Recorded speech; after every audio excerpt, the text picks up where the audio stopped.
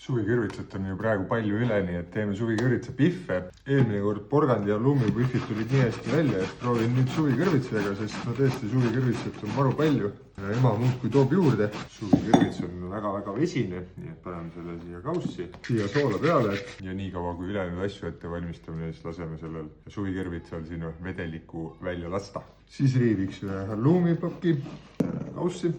Halloumile lisaks sibulat ja küüslauku, muidugi üks mula, rohelist sibulat, hakkliha ja vahepeal vaatame, palju seda vedelikku suvikõrvitsast välja tuleb. Paneme ta käteretiku sisse ja pigistame.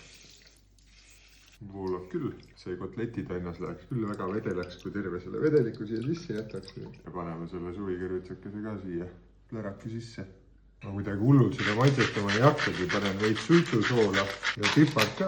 Porgandi omadega juba tegin selle vea ja ei pannud algus jahu, nii et üks laar läks pekki, aga nüüd panen kohe kikerenne jahu ka törtsu. Aga siuke see asi siin välja näeb. Mätsime ka kõik kokku.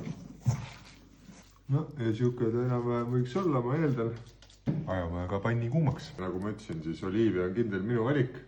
Pihvide puhul soovitan muidugi väikse võitüki ka panna, sest või teeb ju mõnusalt pruuniks meil need asjad. Ja no proovime. No vaatame, mis näoga on. Oppadi, perfektne. Pann oli parajalt kuum, õli ideaalne, sest oliivial on spetsiaalselt küpsetamiseks ja praadimiseks see õli välja mõeldud ja tõesti väga hästi siin praegu toimib. Ja kui pihv on mõlemalt poolt krõbe ja kuldne, siis võib need siit pannilt ära tõsta. No vot, selline korralik pihvihunnik mul siin valmis sai. Löön nüüd mõnda hambad sisse ka.